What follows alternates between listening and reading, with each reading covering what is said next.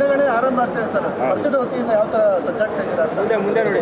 ನಾವು ಈಗ ಏನು ಮರುಎಣಿಕೆ ಪ್ರಾರಂಭ ಆಗುತ್ತೆ, ಬಹುತೇಕ ಇನ್ನೊಂದು 10 ದಿವಸದೊಳಗಡೆ ಆಗುತ್ತೆ ಅಂತ ಬಿಟ್ಟು ನಮಗೆ ಮನವರಿಕೆ ಆಗಿದೆ.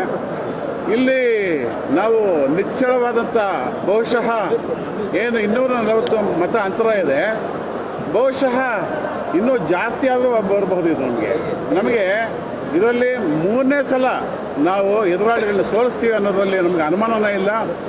ಮಾನ್ಯ ನಂಜೇಗೌಡರು ಮತ್ತೆ ಇದು ಜನಾಶೀರ್ವಾದ ಸಿಗ್ತದೆ ಅಂತ ಹೇಳ್ಬಿಟ್ಟು ನಾನು ತುಂಬ ನಂಬಿಕೆಯಿಂದ ಹೇಳ್ತಾ ಇದ್ದೀನಿ. ನಮಗೆ ಆತಂಕನೇ ಇಲ್ಲ. ಆತಂಕ ಇರೋದು ವಿರೋಧ ಪಕ್ಷದವ್ರಿಗೆ. ಅದಕ್ಕೇ ಅವರೆಲ್ಲನೂ ಸಹ ಮಾತಾಡ್ತಾ ಇದ್ದಾರೆ. ಪ್ರಜ್ಞಾವಂತ ಜನ ಸಹ ಇದನ್ನ ನೋಡ್ತಾ ಇದ್ದಾರೆ.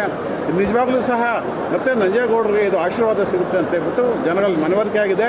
ನಮಗೂ ಸಹ ಕಾರ್ಯಕರ್ತರಿಗೂ ಮತ್ತು ಮುಖಂಡರಿಗೂ ಸಹ ಮತ್ತೆ ನಾವು ಮರು ಎಣಿಕೆಯಲ್ಲಿ ನಾವು ಮುಂದೆ ಇರ್ತೀವಿ, ಗೆದ್ದೇ ಗೆಲ್ತೀವಿ.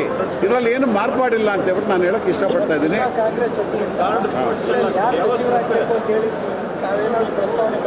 ನಮಗೆ ಆ ವಿಚಾರದಲ್ಲಿ ಅದು ಹೈಕಮಾಂಡ್ ನಿರ್ಧಾರ ಆಗ್ತದೆ ಮತ್ತು ಎಲ್ಲ ಶಾಸಕರುಗಳು ಅದು ನಿರ್ಧಾರ ಮಾಡುವಂಥದ್ದು. ಜಿಲ್ಲಾಧ್ಯಕ್ಷನಾಗಿ ನಂದೇನೋ ಅಭಿಪ್ರಾಯಗಳು ಇರೋದಿಲ್ಲ. ಅದು ಯಾರು ಜಿಲ್ಲಾ ಮಂತ್ರಿಗಳಾಗ್ತಾರೆ ಅವ್ರ ಜೊತೆ ಇದ್ಕೊಂಡು ಕೆಲಸ ಮಾಡ್ಕೊಂಡು ಹೋಗೋಂಥದ್ದು ಅಷ್ಟೇ. ಈಗ ನೋಡಿ, ಈಗ ಬೈರತಿ ಸುರೇಶ್ ಅವರು ಇದ್ದಾರೆ, ಅವ್ರ ಜೊತೆ ಕೆಲಸ ಮಾಡ್ಕೊಂಡು ಹೋಗ್ತಾ ಇದ್ದೀವಿ. ಹೈಕಮಾಂಡ್ ಬೇರೆ ಯಾರಿಗಾದ್ರೂ ಹೇಳಿದ್ರೆ ಅವ್ರ ಜೊತೆ ಕೆಲಸ ಮಾಡ್ಕೊಂಡು ಹೋಗ್ತೀವಿ. ಇದರಲ್ಲಿ ಬೇರೆ ಏನೂ ಇಲ್ಲ. ಸಂಭ್ರಮಾಚರಣೆ MLA ಅವ್ರು ಹೇಳಿದ್ರಲ್ಲ, ಕಾರ್ಯಕರ್ತರು ಖುಷಿಯಿಂದ, ಯಾಕಂತಂದರೆ ಕಾಂಗ್ರೆಸ್ ಅಧಿಕಾರದಲ್ಲಿದೆ, ಕಾಂಗ್ರೆಸ್ ಪಕ್ಷ ಅಧಿಕಾರದಲ್ಲಿದೆ. ಸಿದ್ದರಾಮಯ್ಯನವರ ನೇತೃತ್ವ ಮತ್ತು DK ಶಿವಕುಮಾರ್ ಅವರ ನೇತೃತ್ವ ಇವತ್ತು ತುಂಬ ಚೆನ್ನಾಗಿ ಮುನ್ನಡೆಸ್ಕೊಂಡು ಹೋಗ್ತಾ ಇದೆ ಸರ್ಕಾರನ.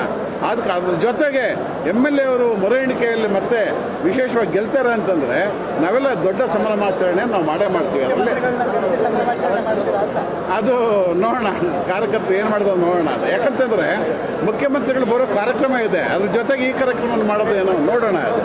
ಅದು ನಮ್ಮ ಕಾರ್ಯಕರ್ತರು ಬಿಟ್ಟ ವಿಚಾರ. ನಮಸ್ತೆ.